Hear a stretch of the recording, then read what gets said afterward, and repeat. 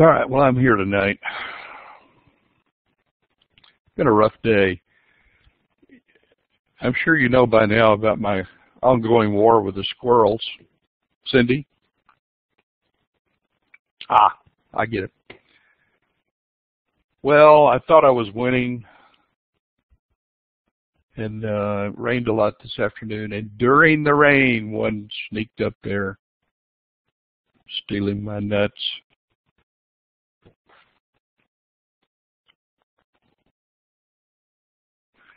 I still see a few pecans on the tree, but, you know, I don't think we're going to make it through the season.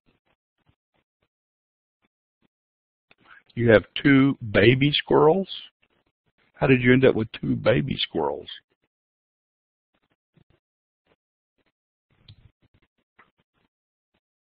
They're in the tree in your front yard. Well, congratulations. The mom died? Intentionally or accidentally? Did it have a heart attack? Cancer? What was the diagnosis?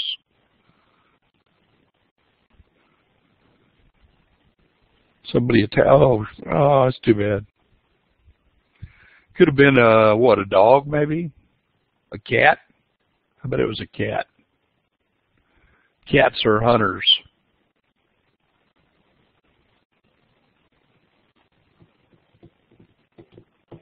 I know they attack birds. They probably would attack a squirrel if they got a chance.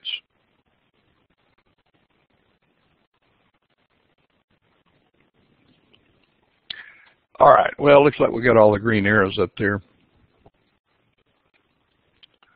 You know, these important things that we have to deal with. 18 out of 18. Woohoo! Man, that's the best yet. That's the best since week 3. I must have remembered to do it tonight. All right, well, my computer is moving like it's in molasses because of this darn, I don't know what it is. I think it's probably Norton.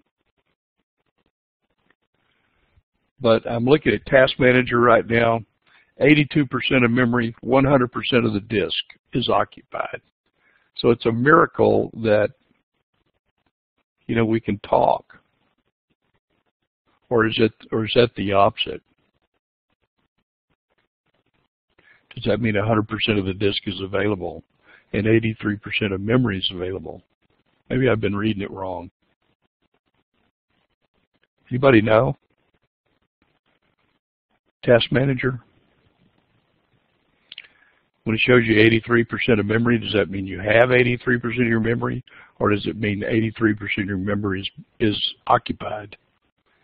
It's used? That's what I thought. So something has possessed my computer.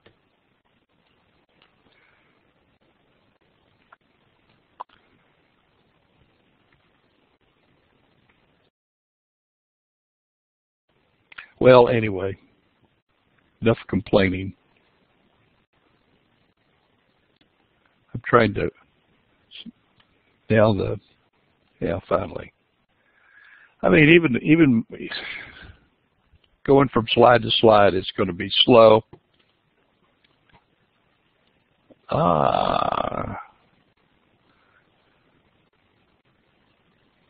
Here we go. All right. Well, this week, chapter 10. This is the really fun chapter, actually. Oh, really? So what's a good one, Terry?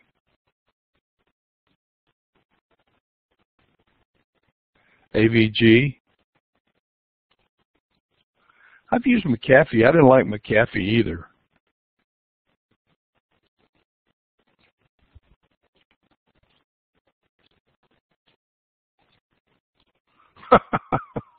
Well, I'm not taking advice from you, Terry.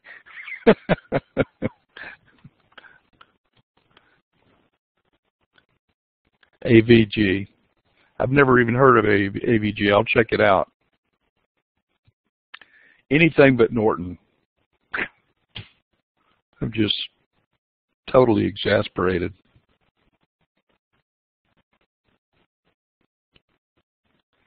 My user profile is expanded to like is an enormous size. Makes no sense. I don't know. Maybe someone is using my computer for attacks or something.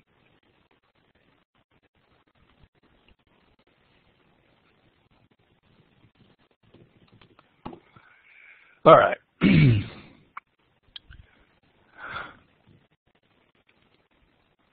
a day. All right.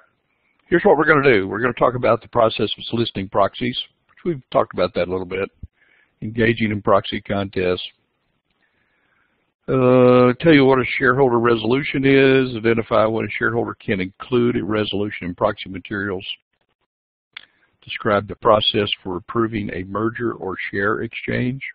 And that's where it gets interesting, I think. And describe tender offers, sometimes called hostile tender offers, because that's what they are. They're hostile to the company that they're trying to, or hostile to the management of the company that they're trying to buy. Describe poison pills, green mail, other defensive maneuvers to prevent hostile takeovers. And examine the use of multinational corporations in conducting international business. So that's chapter 10. You know, in corporations that the shareholders have a right to vote on the election of directors, major corporate changes like mergers or amendments to the Articles of Incorporation, and they can if there's a meeting for like the election of directors, they can attend that meeting, but sometimes things come up and there's not a meeting, there's just a vote. And so the only way to vote on that is by proxy. Like if there's a merger, probably not going to be a shareholder meeting to vote on the merger. It could be, but more than likely there's just going to be proxies sent out. And a proxy looks like a postcard, basically, in writing, of course. You sign it, send it back, and by doing so, you authorize someone else to cast your votes. How many votes do you get to submit? Well, you only sign one proxy, and that proxy is good for all the shares that you hold. So if you own 1,000 shares, you have 1,000 votes. One share equals one vote. And whoever you give your proxy to votes all those shares. There are rules for proxy solicitation imposed by the Securities and Exchange Commission. Section 14A of the Securities Exchange Act of 1934 gives the SEC authority to regulate the solicitation of proxies. So when somebody wants your proxy, they've got to send you a proxy statement.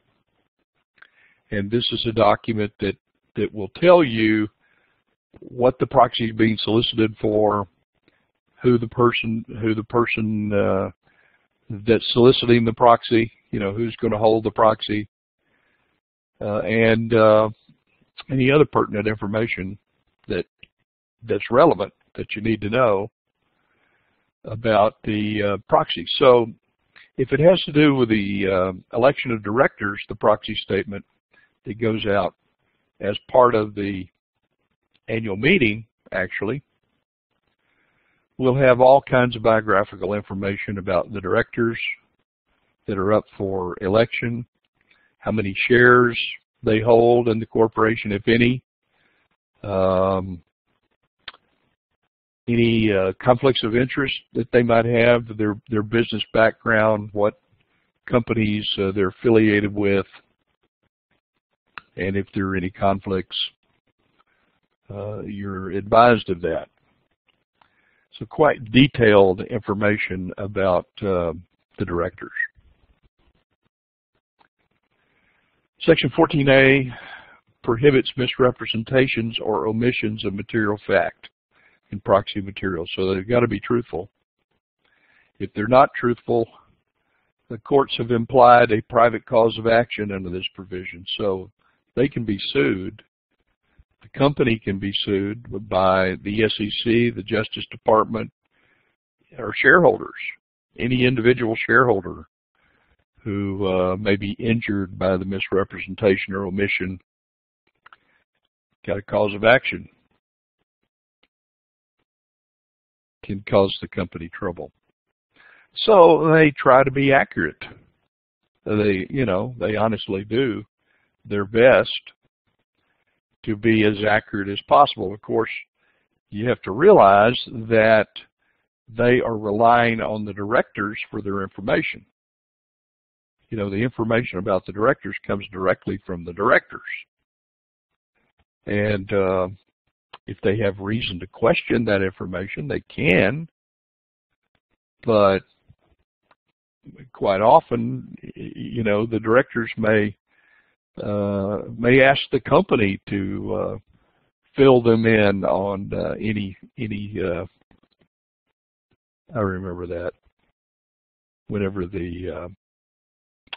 there was a meeting coming up, and we were preparing the proxies. I'm talking about corporate law department. Sometimes we would get a request from a director. Tell me about my the deals that I may be involved in with the company. And the corporate law department is pretty aware of all the major goings on, like investment transactions and things like that. And so we would supply information to the director, so the director could fill out their director questionnaire to send back to the other side of the law department preparing the proxy statement. So sometimes it gets a little circuitous in the way the information flows, but ultimately it comes from the director back to the corporation and then into the proxy materials.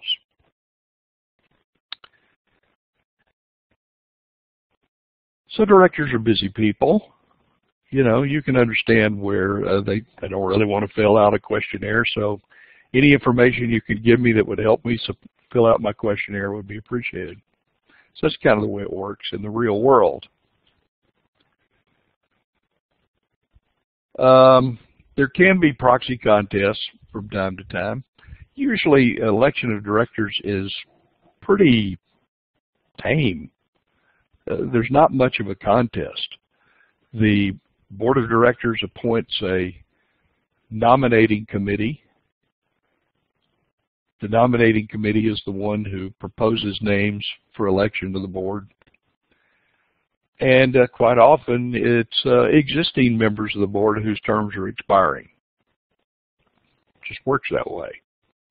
I don't know why. It just works that way. So usually there's only, the only ones running for the open positions are those from the nominating committee.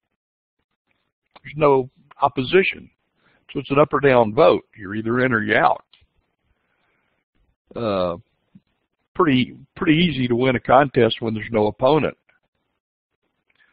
Well, a proxy contest usually is about directors and a major shareholder. Could have been, it could be anybody. It might be somebody like Boone Pickens in the energy business, who's a major shareholder in a lot of different enterprises. Could get dissatisfied with existing management and want to put in their own board members, bring about change in the management of the company. So that's usually directed at the CEO, actually, because the CEO reports to the board, and if you can get a majority on the board, then you could force the CEO out, bring in new CEO, new management. Or maybe the shareholder has aspirations of running the company themselves, of electing themselves to the board to try to bring about change from the inside. So they don't always go to a proxy contest other than, maybe one position, just run one position. But quite often they put up an alternative panel. So if 3 or 4 directors are running, well, 3 or 4 alternative directors will be on the other side. So what happens when there is a proxy contest? 2 proxies go out. 2 proxy cards go out. And there may be a separate proxy statement by the opposition, or the company may simply incorporate the opposition's proxy information into their proxy. But at any rate, there's going to be 2 proxy cards.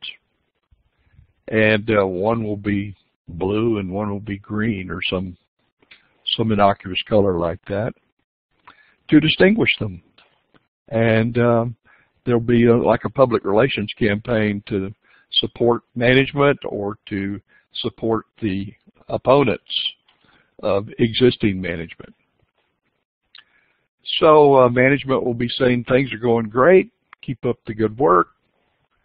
The opposition will be saying, earnings are down, they're doing a lousy job of running this company, it's time for major change. Get behind us and vote in these opponents. So whoever gets the greatest number of votes wins the proxy contest. It's that simple. So when you have that, management has to at least supply a list of shareholders to the dissenting side, or to actually mail the proxy solicitation materials for the opponents. And they'd probably rather mail it than supply the list of shareholders, because that would give them the list of people to contact to try to get votes for the opponents.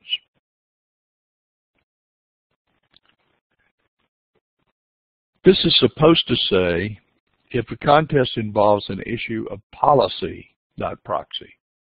The contest involves an issue of policy, then the corporation has to reimburse incumbent management.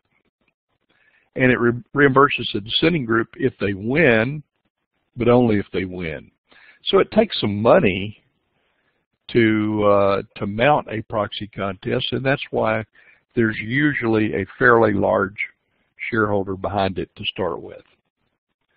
Somebody, most companies have 1 or 2, sometimes 3 or 4 fairly big size investors, maybe pension funds, insurance company, financial services company like American Express, something like that has a lot of money. Could be a bank. They have a lot of money to invest, and so they have very large investments quite often. So it would take a big institutional investor like that to get behind a proxy contest to really get the thing going. Could be individuals, but it's pretty expensive to do. You have to buy ads in the Wall Street Journal, like full-page ads. That could be pretty expensive. So if it's just a personal issue, not a policy issue, then nobody gets reimbursed. I'm not even sure what that would be. Usually there's a policy issue. Things come up. Shareholder resolutions sometimes are the subject of contests. Like, well, we're going to talk about resolution next. Resolutions can be submitted by a shareholder who meets ownership requirements to other shareholders for a vote. And a lot of the resolutions concern social issues like the environment, pollution, clean energy, whatever that is.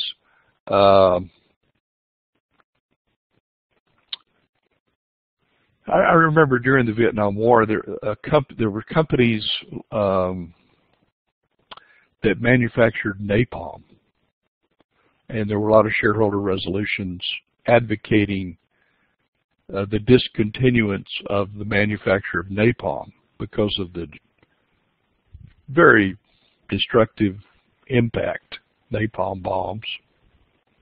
Basically burns people alive. And some people thought that wasn't a real good idea. Resolutions of that nature. They can be included with the proxy materials. I think the ownership requirement is set out in the book. I'm trying to remember exactly what it was. It's a percentage, maybe 5%, something like that. Maybe it's not even that much. It escapes me, sorry. I know it's in the book. Okay, mergers and acquisitions. This is the fun stuff. Corporations can always agree to a friendly acquisition or combination, and they frequently do. It could be a merger, a consolidation, a share exchange, or structured as a sale of assets. We'll talk about each one of these. A merger. Merger occurs when one corporation is absorbed into another corporation and actually ceases to exist. It continues in the form of the surviving corporation. So it's kind of like a corporate cage match. You know, in the cage match, two go in, but only one comes out.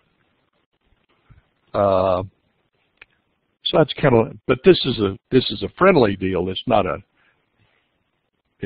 opposition type arrangement. Two corporate management sit down and think that they would make beautiful music together. You know, you've got the West Coast, we've got the East Coast, together we've got the whole country. Merger made in heaven, something like that. So one company is going to cease to exist as a separate entity, and it will be totally absorbed into the other, the surviving corporation. So the corporation contains everything that, the surviving corporation contains everything that it contained before the merger, plus everything that was in the merged corporation. It's now bigger and better, we hope. The theory behind mergers is that they are more efficient, that companies are able to do the same amount of work or more work with fewer people and fewer resources. So they're more efficient in that regard. There's probably a point of diminishing returns, and sometimes companies find that out, that less is not more. But, you know, there's a lot of the people that stay are maybe a lot more dissatisfied, a lot more prone to go elsewhere. So you may have increased turnover. There can be problems as a result of a merger. You could have different cultures.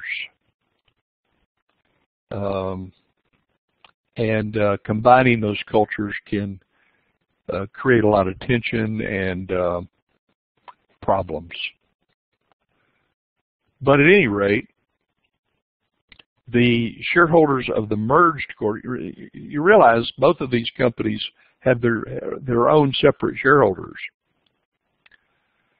And the shareholders of the merged corporation are going to have to be compensated because they're surrendering, in essence, their shares of stock in that corporation, their ownership of that corporation. Corporation's going to be merged into the other corporation. So that whatever compensation they're getting is going to be provided in this plan of merger that will be worked out between the two companies. It's a contract, basically, and they'll either get money or they'll get shares of stock in the merged corporation. Could be either one. Be whatever they work out, whatever they negotiate. So it looks like this. You got Company A and Company B. They're going to join, and Company B is gone. It's now Corporation A. Corporation A is really Corporation AB. And if this were drawn to scale, Corporation A would be a lot larger because it's got more assets, it's got more resources, it's got more personnel, and hopefully it's got more net worth, although it doesn't always work out that way. But, you know, if it has more net worth, then it's more valuable as a combination of the two than of each individual company on their own.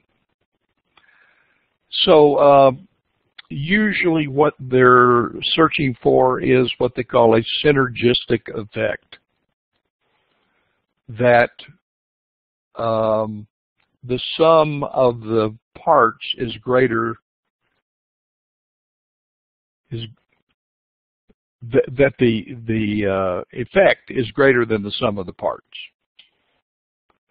that it will be able to do more than they were able to do separately.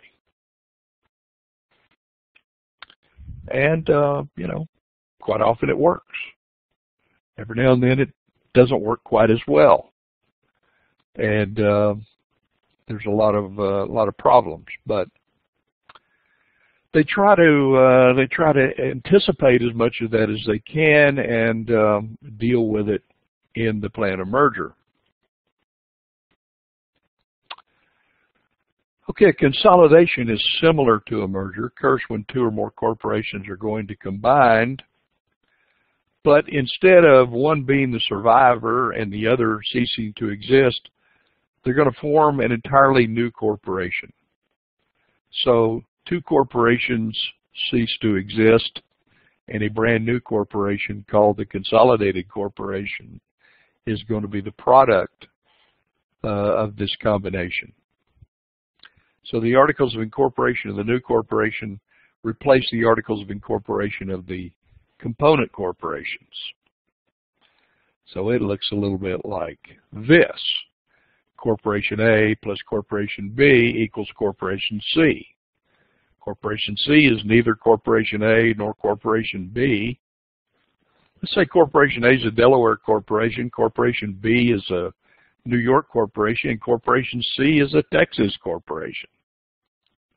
You know, they all have a domicile wherever they were created, and the new corporation is going to be domiciled to wherever they've agreed to be domiciled. So they could move the corporate headquarters somewhere if they wanted to do that. They wouldn't have to do that. You don't have to do business in the state where you're incorporated. They sometimes do, but you don't have to. It's not legally required that you actually have a business in your state of domicile. All that's required is that you have a registered office and a registered agent for service of process. That's the only physical presence that's required in a state.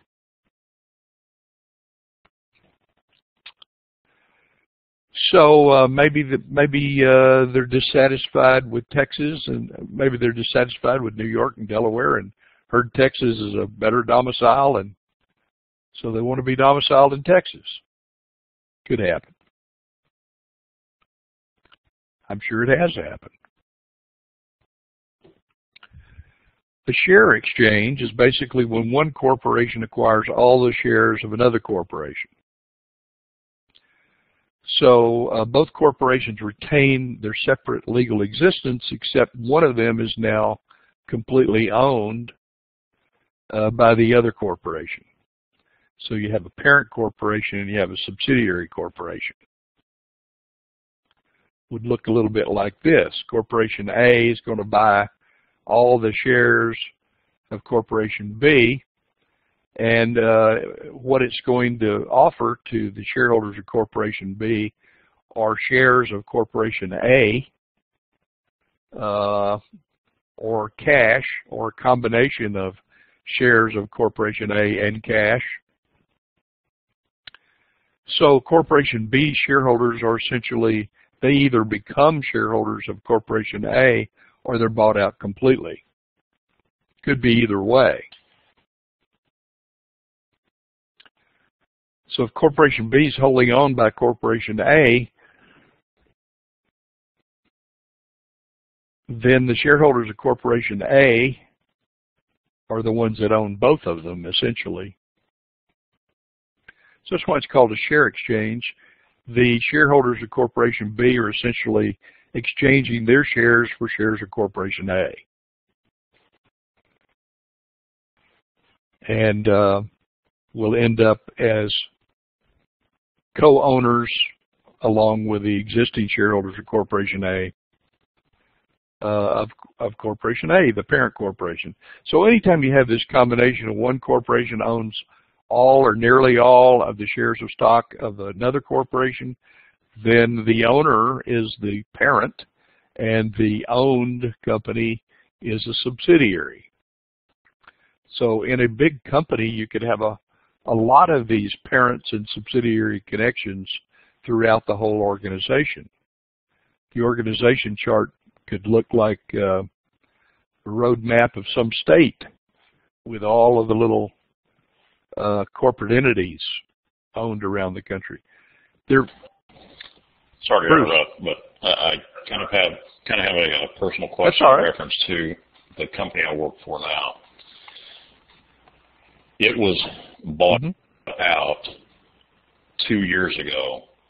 However, the previous owner, from the best that we can recollect, is under a 3-year contract. We've retained the name of the former company.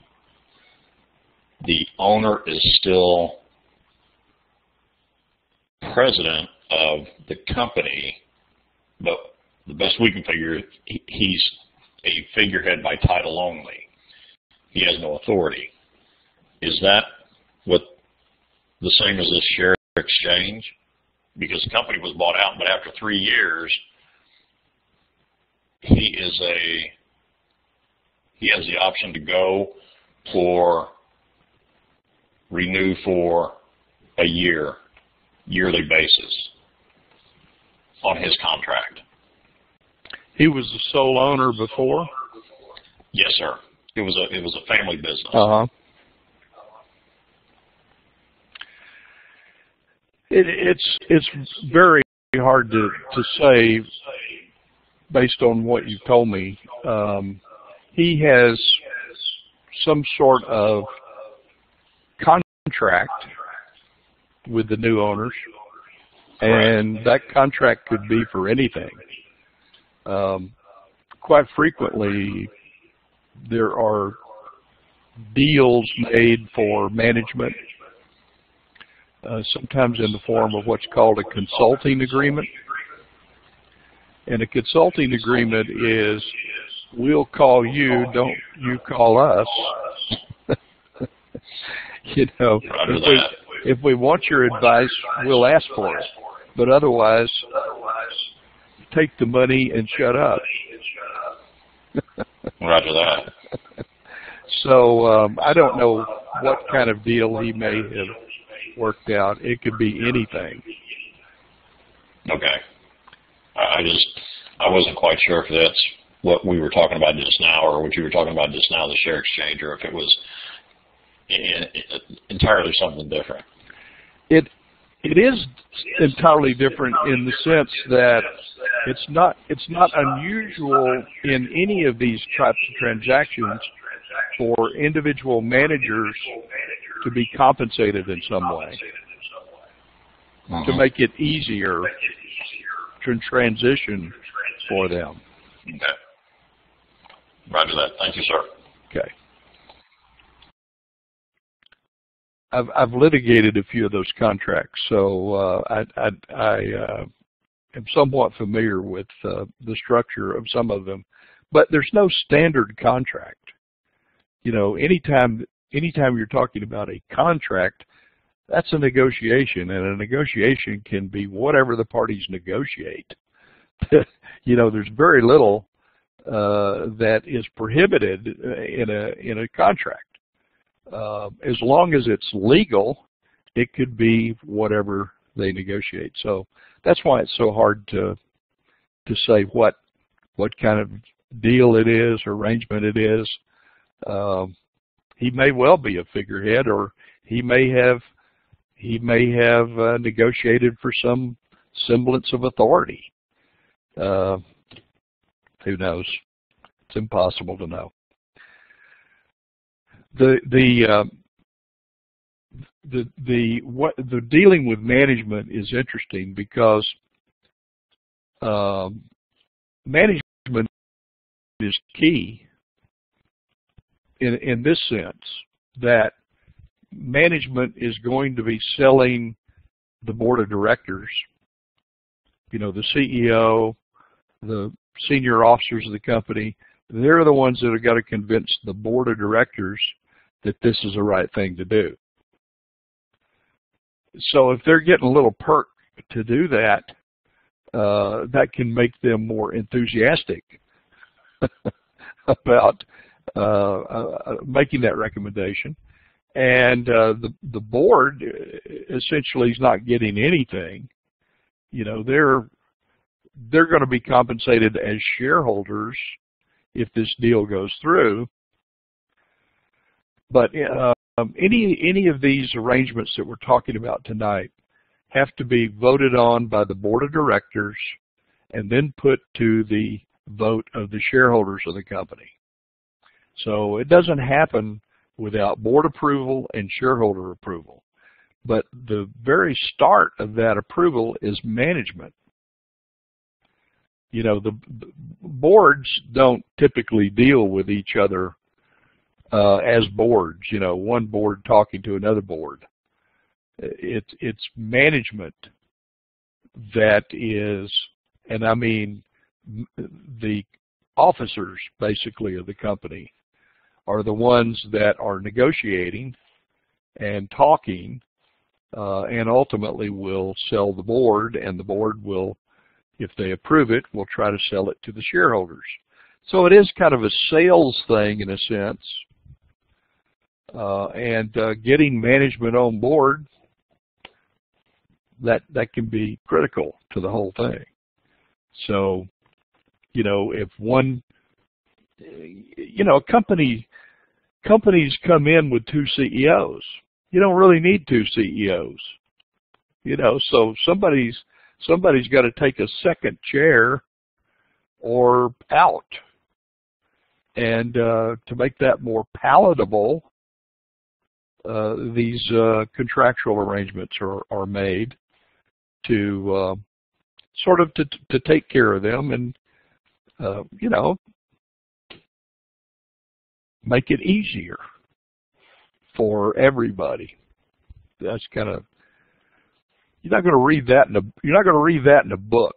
I mean, that's just kind of the way it works. Mary Cruz? I'm sorry, were you just referring to the COCs? The change of control? Was that the change of control that you were just referring to?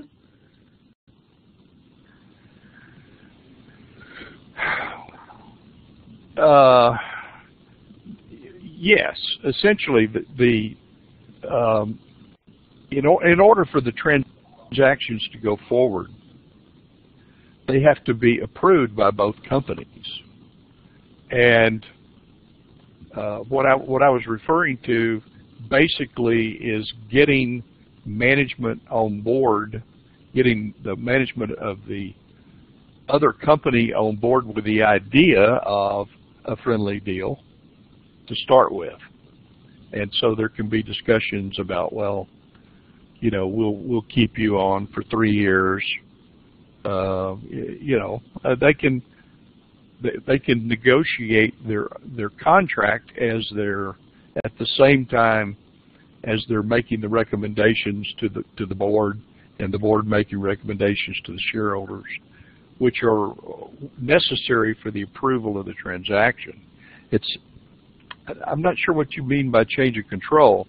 It's absolutely necessary legally for both companies to approve the transaction.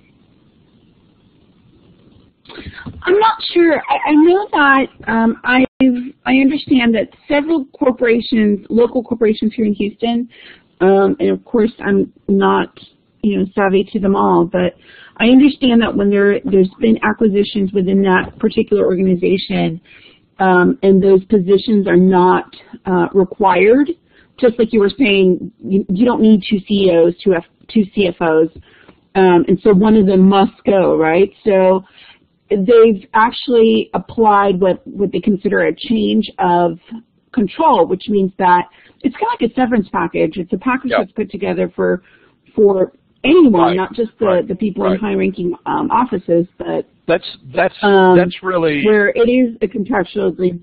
That really occurs after the merger, after the combination is completed.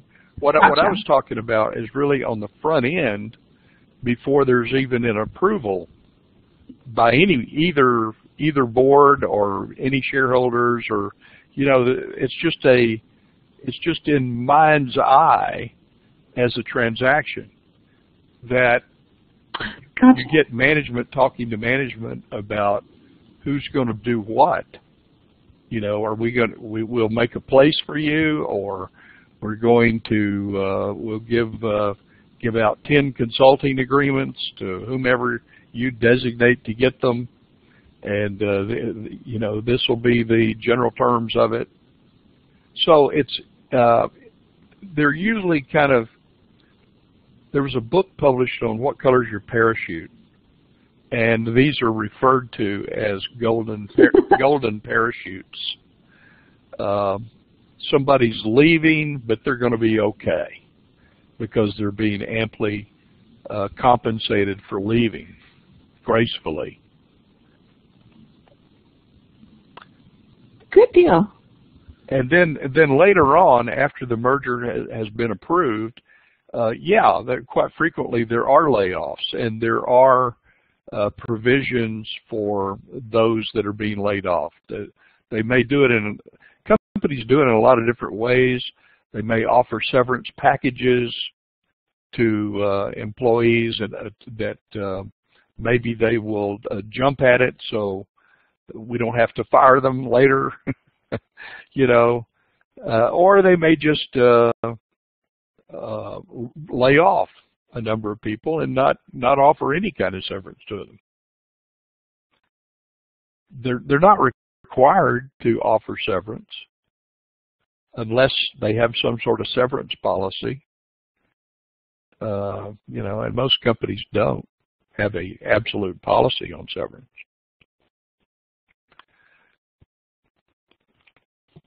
Does that help? Thank you. Okay.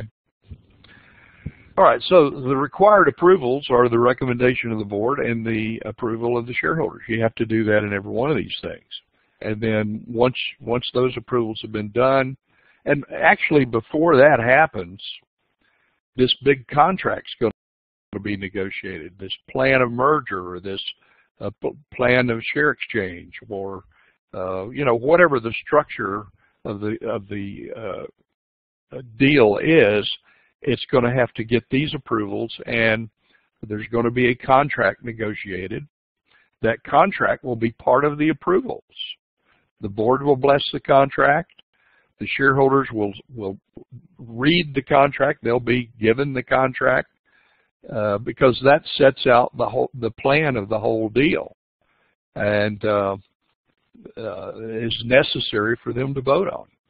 And then once they've approved it, then it can be signed, and the merger or the share exchange can go forward, and new articles will be filed with the Secretary of State. So companies change their character, but rarely do they ever completely go away, in the sense that there's not a successor corporation to look to for those prior obligations, whatever they might be. Usually prior employees, that have benefits as a result of having been employed with the company before. Maybe a retirement plan or a pension plan. Those are getting rarer, but there's still companies that have those out there. And whenever the structure of the company changes, then the new company is going to take responsibility for those old obligations. You can find somebody to be responsible for your deal, whatever your deal was. If it's a contract, if it's a retirement plan, or whatever the nature of your deal is, there's somebody that's still responsible for it, more than likely. Okay, I want to mention a short form merger, which is simply a merger between a parent and a sub. Once a company owns 90% or more of the outstanding stock of a subsidiary corporation, then you do not need a vote of the shareholders of either corporation or the board of directors of the subsidiary corporation. The parent is in complete control. At 90%, they can do most anything. So there's no shareholder approval required by either, and no board of directors approval by the company that's being merged out of existence. So it's just kind of a housekeeping thing for the parent company. Well, we don't really need that company anymore. Let's just, merge it with somebody else. And instead of having two companies, we'll just have one. Or maybe we're going to merge a bunch of companies. We don't really need all these little companies. Let's do short form mergers and consolidate these companies. So companies are always doing reorganizations of their subsidiary structure, particularly when they go through acquisitions. They acquire other companies that have a bunch of subsidiaries. They may sell some of the subsidiaries, keep some and sell some, merge some. Reorganizations can be a lot of different things. And that's part of the busy work of corporate law departments, of doing that legal work to get it done. All right, there's an alternative form that we can file called a sale or lease of assets. I think let's take a break now. We'll come back and we'll talk about this alternative after the break. And then after we discuss that, we'll get into hostile tender offers.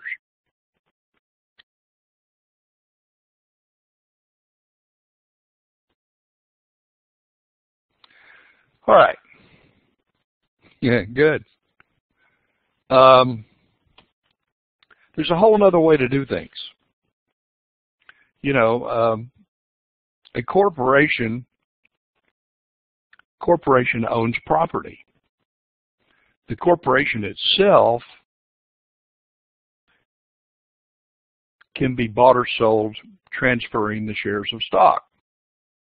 Either buy all the shares of stock, or you merge the two companies together and the shares of one company go completely away because those shareholders are being compensated, and the company itself goes completely away.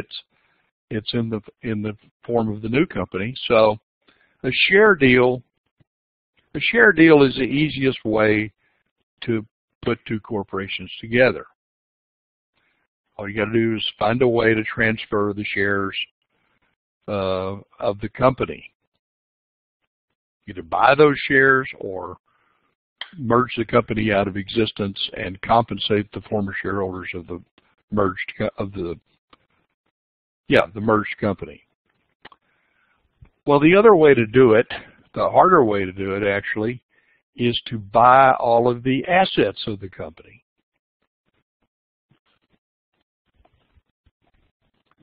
Okay, so instead of buying the company by buying the shares, you buy all of the assets of the company.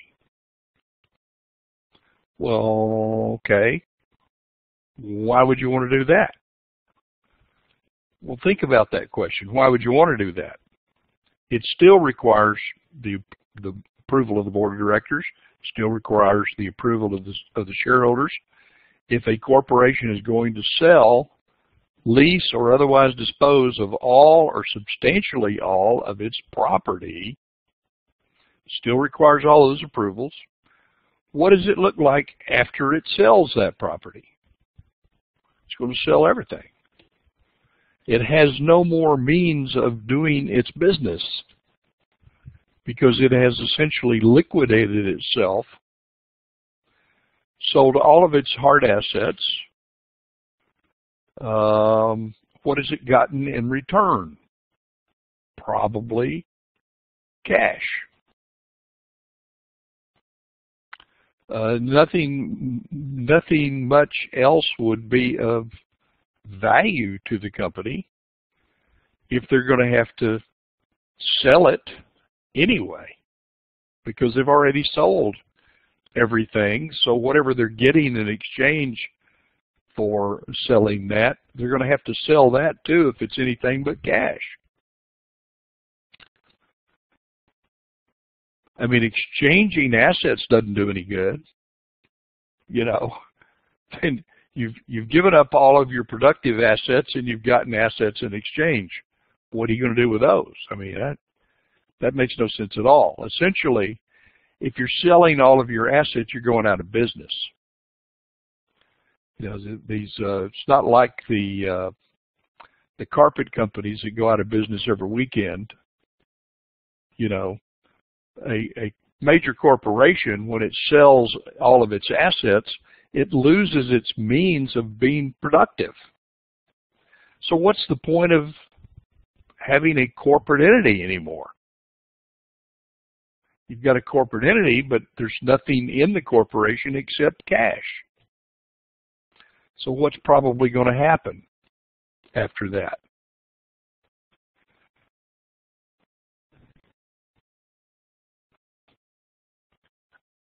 I can tell you it's going to be a dissolution. The corporation has sold all of its assets, it's out of business. So the only thing to follow that is a dissolution of the corporation. And they're going to take that money that they get in return for their assets, they're going to pay off all their creditors, and whatever's left over, they're going to dividend out to shareholders as part of a liquidating dividend, liquidating the corporation. So it's a way of liquidating the corporation, essentially. You sell all your assets to another company. Immediately, you get an infusion of cash, and that cash can be used to pay creditors and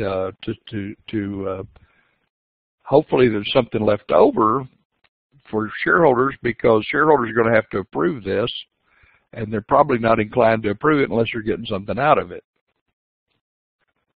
So there's going to have to be enough cash to pay all the creditors, plus a dividend to the shareholders.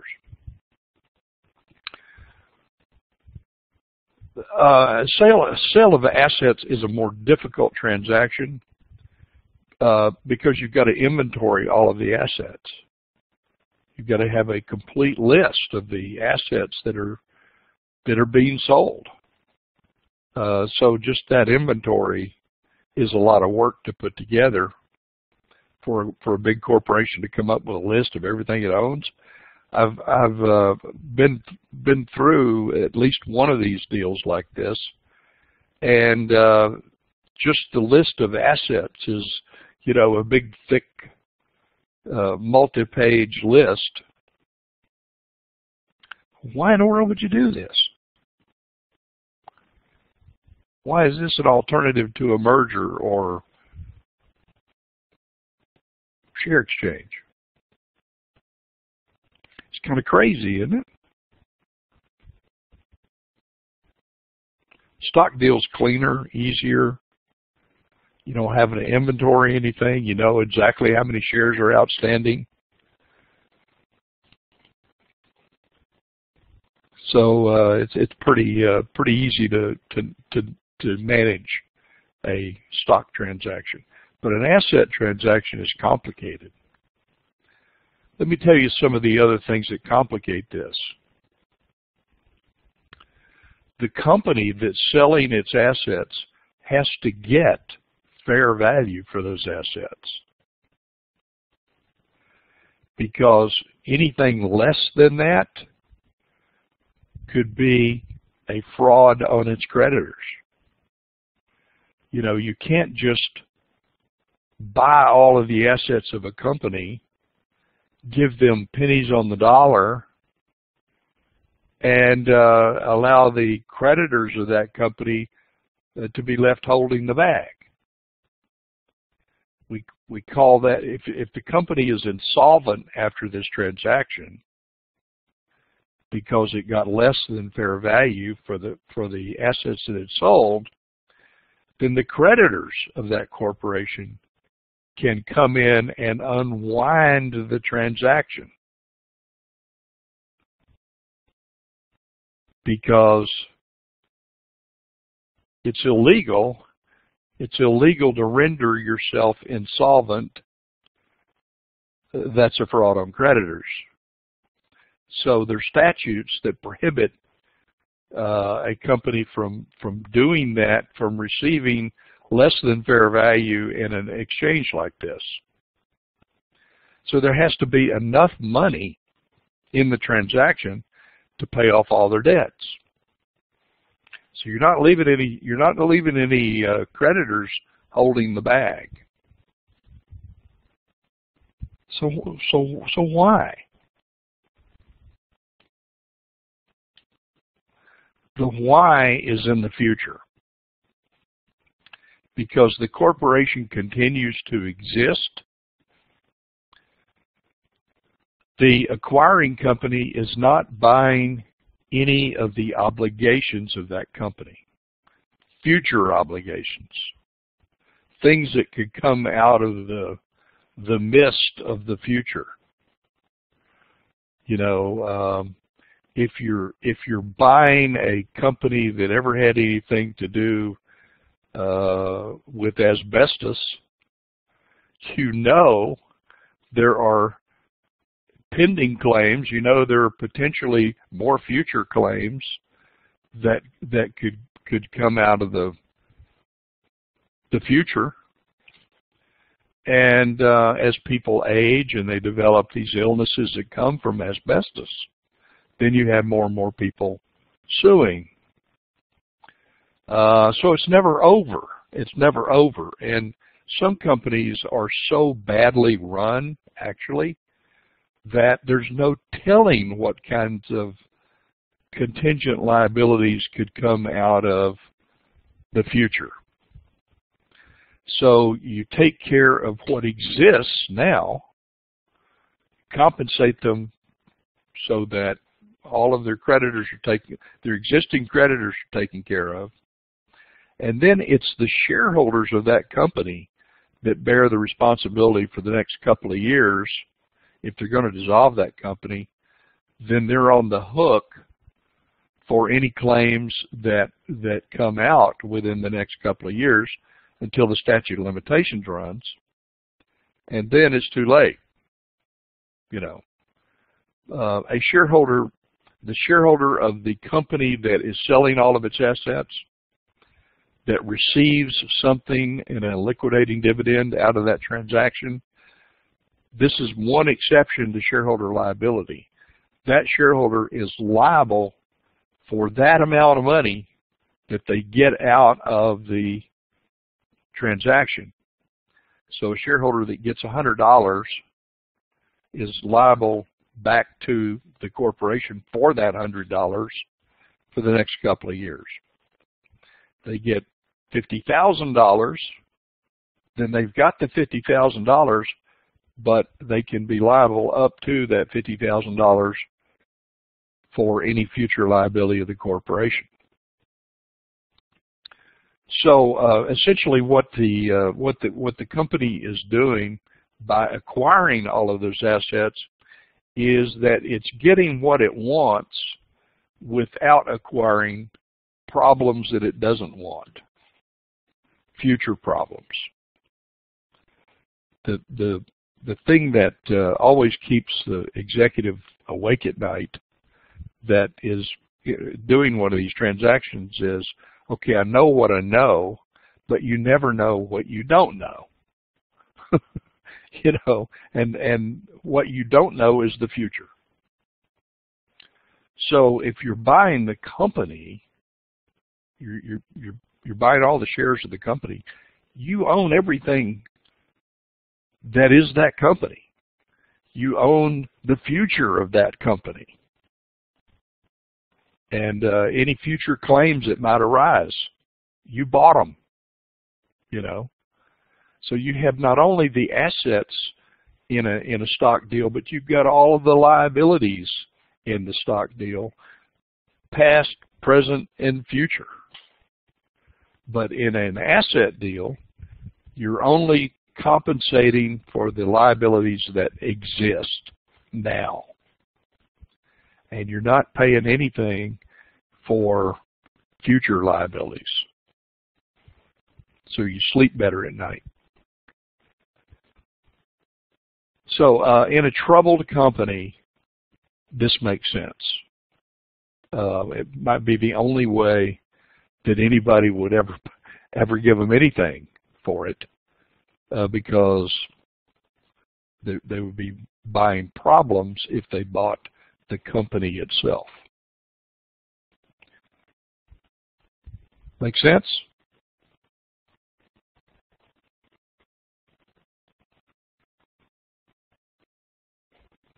Yay? Good? Got it? Questions? Okay. Let's move on.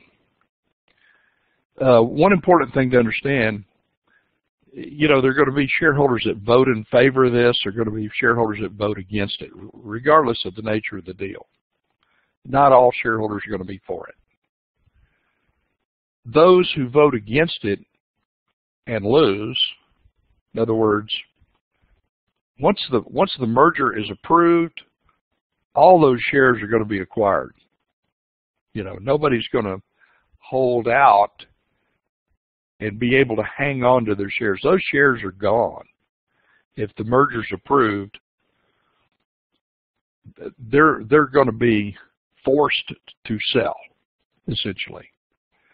But those who dissent from the transaction that's approved have rights to have their shares valued by a court, meaning that they potentially could get more from the court than they got out of the transaction itself. So they're entitled to the value of what they own. And to have a jury decide what the true value of that asset was, there's some sharp lawyers who are ready to go to bat for dissenting shareholders to prove that what they got was less than what they should have gotten.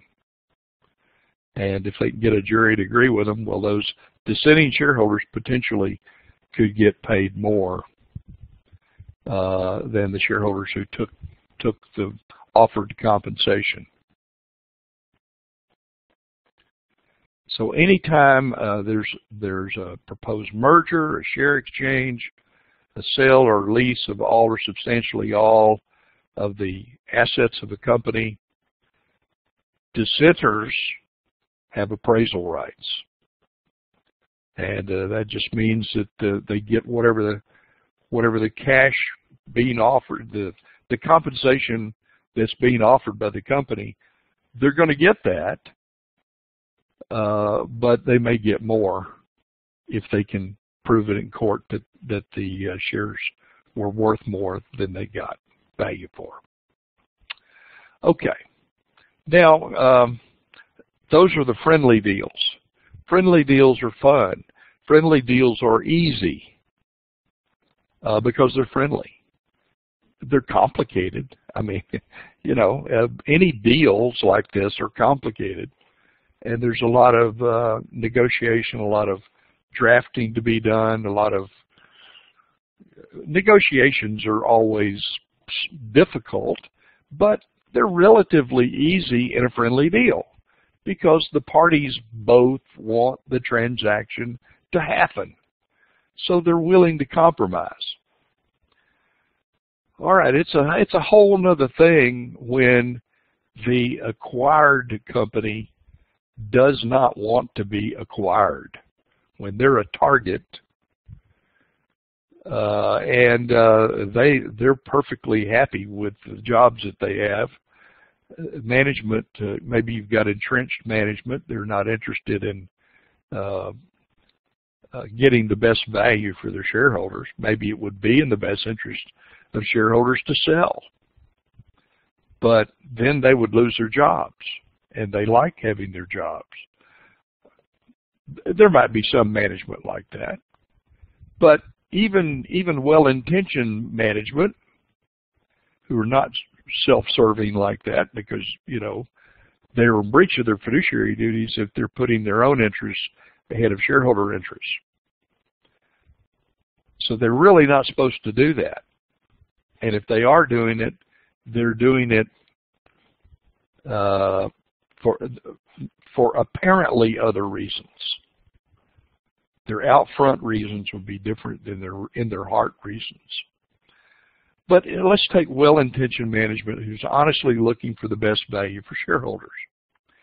It might help to get more value to resist an offer.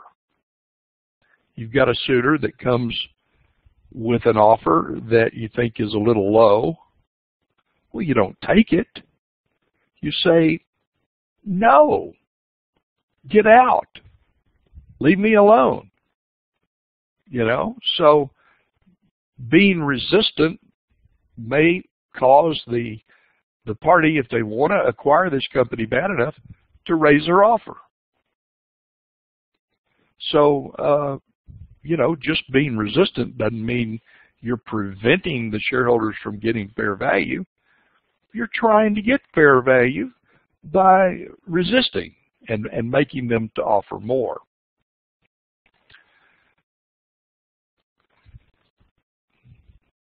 And well-intentioned management might think, well, you know, we've got great plans.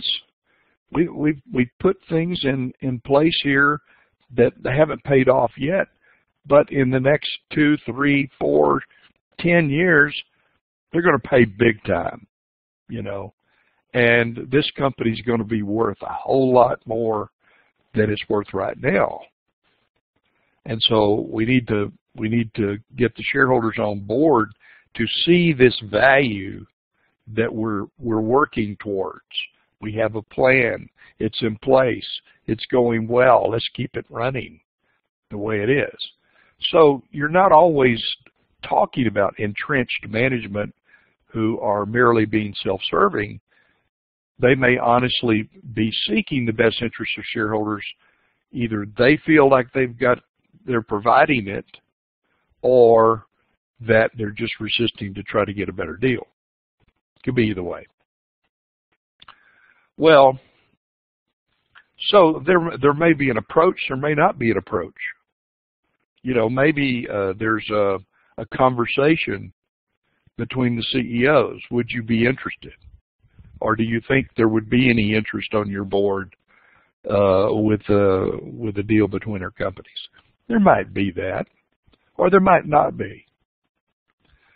If they you know, if it's a company that's whirring along and maybe its stock price is a little bit down, whenever a company's stock is underperforming, that makes them more vulnerable to a hostile tender offer. You know, you can buy the stock on the cheap. Well, the cheapest shares a company's ever going to acquire are those shares that they buy in the open market. So a company that's interested in buying another company might just start buying their shares. They're down, the shares are below what they have been, so now's a good time to buy.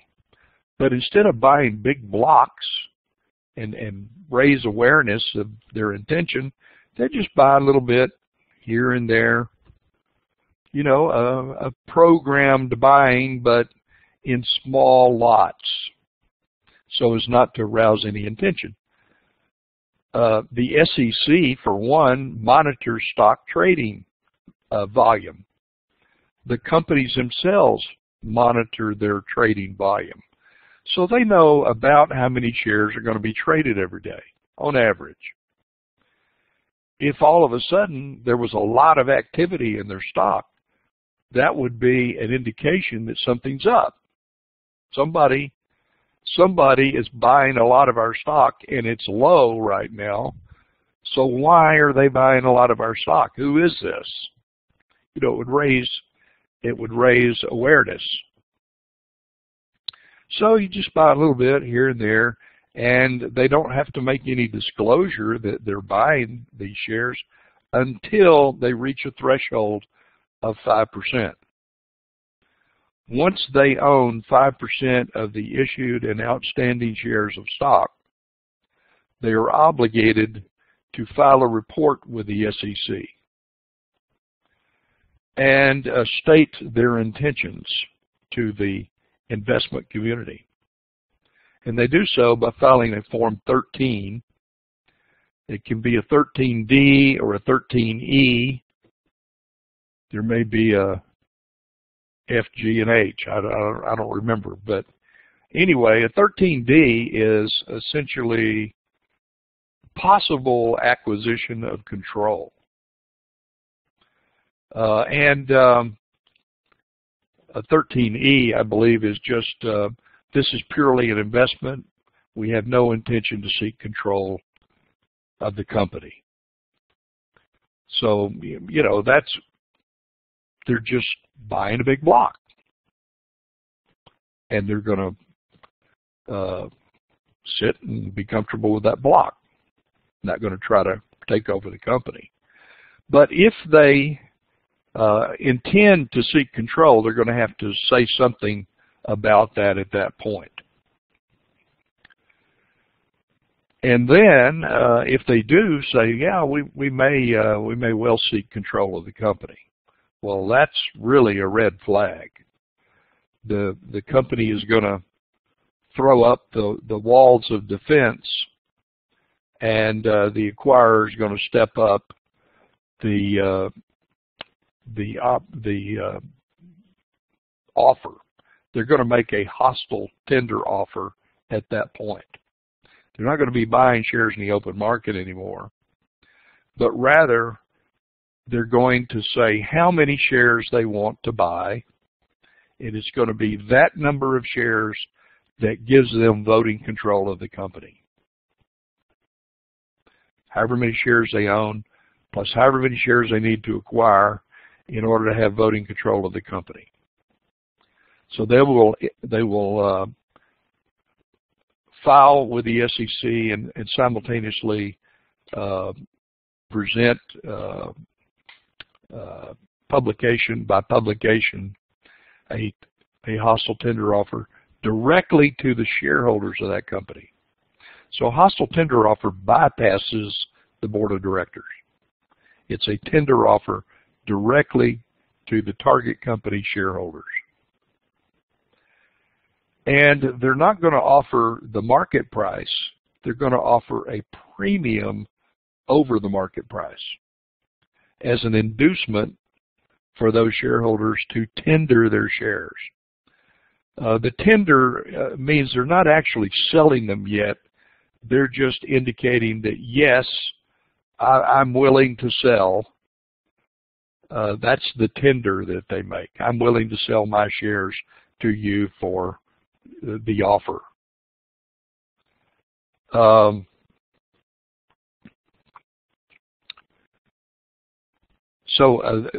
this is initiated by the company. The board of directors says, let's do this. Shareholders don't have to, the offering company don't have to get behind it. All you need is the board of directors of the offering company. Target company, their board of directors is out of it. I mean, this is an appeal being made directly to their shareholders. So at this point, we would say that the shares of the target company are in play, meaning that there's an offer. We don't know how much the offer may ultimately be, but if this company is really serious about buying the company, there could be increases in the offer. So usually what happens when there's a tender offer, the market price of the stock, well, let me back up a little bit. You get speculators that come into the market, and they see the opportunity for making a quick dollar. So the speculators will start buying the shares of stock and will boost the price of the stock up or very close to the tender offer number, which creates a kind of a false illusion of the market, because then it looks like, well, shareholders are not getting that much over what the market is offering. You know, they could sell their shares in the open market and get that much money. So why would I tender to XYZ Corporation over here that wants to obtain control of my company and, you know, decimate the management and fire a bunch of employees? And so there's not as much incentive, you know, when that stock price comes up to meet the tender offer date. But there's no guarantee that the tender offer is going to go through. So the speculators are taking some risk by doing that. They're taking a lot of risks, because sometimes companies just say, this is too much money. We're folding our tent and we're going home. You know, they don't have to follow through with their tender offer. They can just discontinue the tender offer. Say, sorry, bye. And companies do that occasionally, but when the price gets too rich. Okay, well, you get the picture. You got two companies. They both have their boards of directors. They both have their shareholders. But this is one company's board of directors appealing to the other company's shareholders. That's essentially what's going on. And then the board of directors of the target company seeking to resist for whatever their reasons. They may have good reasons, they may have bad reasons, but they're going to resist.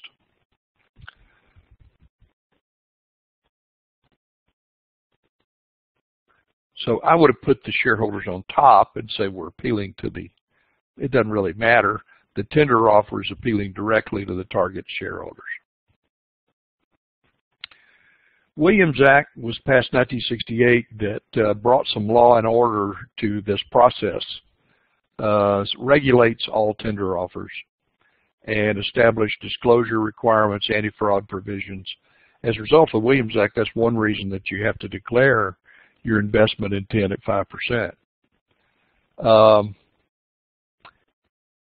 There's some other tender offer rules. The one's a fair price rule that says if there's an increase in the tender offer price, so some shareholders tendered at one price, other shareholders tendered at a higher price, well, all shareholders get the same price. They get the highest price that's paid. All shareholders get the same thing. So the ones that tendered early are not penalized for tendering at a lower value. The pro rata rule says that shares must be purchased on a pro rata basis if too many shares are tendered. They're going to tender for a specific number of shares. And so the tender offer may be, we would say, oversubscribed, that more shares were tendered than the company wanted to buy. So if the company's going to stick to their original tender and only buy the number of shares that they said they were going to buy, then they've got to ratably reduce everybody that tendered so that nobody is getting all their shares bought, and some others are getting just a few of their shares bought. So proportionately, everybody's going to get the same percentage of their shares acquired.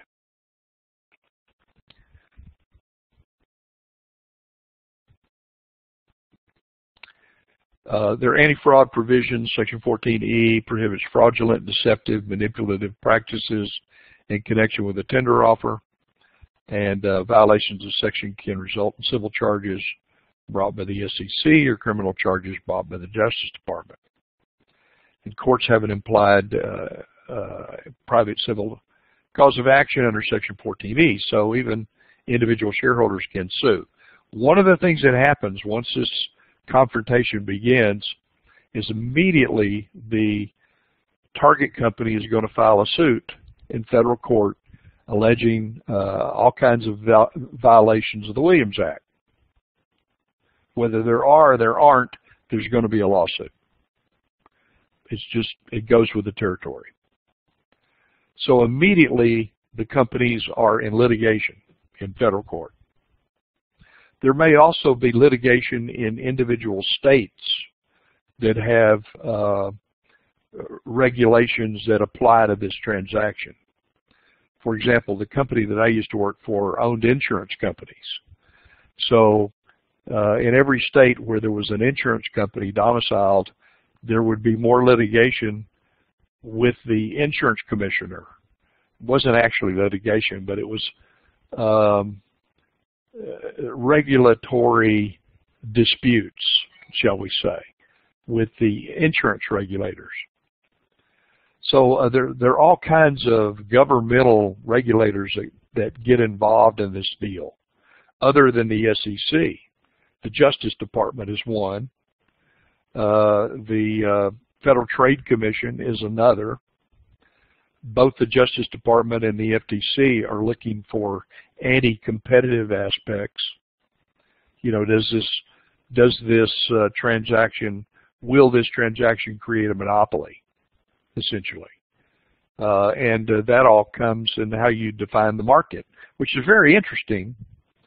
You know, several years ago, there were 2 satellite radio companies, and now there's only one satellite radio company because they merged, and somehow or another that passed muster is not being a monopoly, even though there's only one satellite radio company. Was Sirius and XM, now it's Sirius XM. Well, it all comes down to how you define the market, because they convinced the Justice Department that the market is not satellite radio, but the market is the entertainment industry. And so satellite radio is a very, very small part of the entertainment industry. So it's how you define the market. as to whether it's a monopoly or not. Yeah, it's only one satellite radio company, but who needs a satellite radio company anyway? There are lots of other media alternatives to satellite radio. Internet, YouTube, CD-ROMs, you name it, television. There's all kinds of media alternatives to satellite radio. You can plug your iPhone into your car radio and play that, So you don't really need satellite radio. It's a very small part of the entertainment market. And that probably was a right decision, but it had everybody scratching their head for a while, like, how can this not be a monopoly? All right, well, the target company is going to be fighting this tooth and toenail. They're going to be trying to persuade their shareholders to stay the course. Company management is doing a good job. Yeah, the stock price is down right now, but it's coming up. It's coming up because of the tender offer. But it's on the way up, and so things are looking bright. And hang in there with company management, because we've got your best interests at heart, and we think this company is worth a heck of a lot more than they're offering you for your shares. So they're trying to persuade their own stockholders to stand behind management. Well, some of the big institutional shareholders are pretty important in this regard, because they can move a whole lot of shares in a hurry. So your big shareholders, 5%, 10%, 20% sometimes, shareholders are extremely important to management. So they're in close communication with their very large shareholders and trying to calm their frayed nerves, because they're in a bit of a bind too. A lot of those big institutional shareholders have fiduciary duties to others, like a pension fund. A pension fund manager has a fiduciary duty to all the members of that pension. Everybody that's a pensioner of that fund is potentially a litigant against that pension fund manager. So they're looking for the best price. Where are they going to get it? They're going to get the best price by sticking with company management, or are they going to get the best price by going with the opposition? It's just a money decision by and large for those people, because they're trying to get the best money for their group so they don't get sued. I mean, that's the reality of it. So they can get very nervous when the price gets on up there. It's getting into historic highs. Then you get very nervous then when the stock is the price that's being offered is a historic high price. Maybe I should take this. Well, so you got lawsuits. Another way of defending is to sell a crown jewel. When one of the very first ones of these that I was involved in, and the company that I worked for was an acquiring company, so we were in these kinds of deals fairly often. But the very first one that I was involved in was a very large one. The company that we were seeking to acquire was larger than we were. So it's kind of like the minnow trying to swallow the whale. Pam? So what's the purpose of the lawsuit? What are they trying to prove? Are they trying to prove that their shares are worth more, that the business is going to pick up? What's the basis? What are they suing them for? Okay, I mentioned earlier that they're suing under the Williams Act. that they're claiming that there's not adequate disclosures of the intentions, that there are ulterior motives that are not being put forward to the shareholders, that there's more than meets the eye behind this tender offer, essentially. So they're saying that the company has a hidden agenda, and they're not disclosing their hidden agenda, so that's a violation of the Williams Act, because you're supposed to lay all your cards on the table. So then how can they prove that? They can't. Well, it's a purpose of tying the thing up in litigation so that the transaction can't go forward.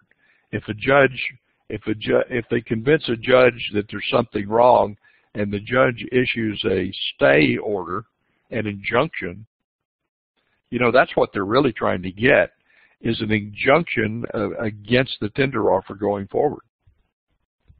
And if they can get that, they've won. They've stopped it in its tracks. And so that's the and they've also increased the value of their stock because they have the tender offer. People are out there making the price go up. Did you hear me? Yeah, I heard you. If they're successful in their lawsuit, if they stop the tender offer, then the stock price is going to fall back to where it was, because these speculators are going to say, "Oh, looks like we're going to lose money. We better sell."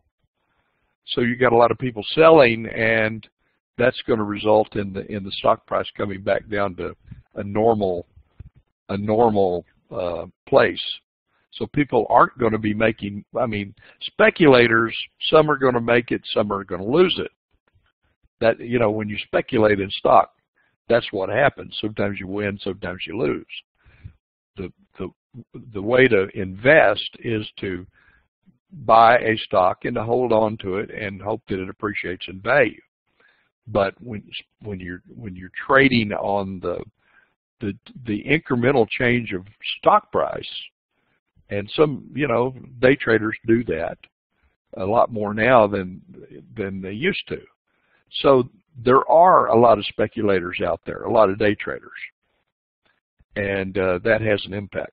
What I was going to say about this crown jewel, when we were trying to buy this company, there was one company, a subsidiary company, that we were interested in. They had a bunch of other companies that we were not interested in. And actually, after the transaction was completed, my video froze a moment there. That was scary. Y'all still there? We're here. Hello? We're here. You still there?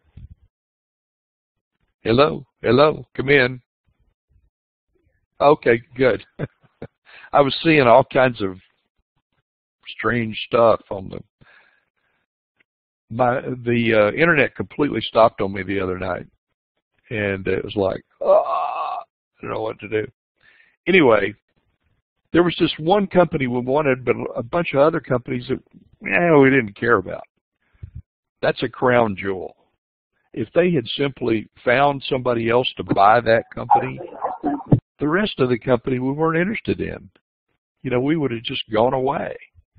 So one possible way to fight a tender offer is to figure out what is it that company wants, what they covet, and sell it to somebody else. And then, they go away. Adopting a poison pill is anything that makes the merger more expensive for the acquiring party. It could be increasing the shares of stock outstanding. Was that what it was? With my mouth open?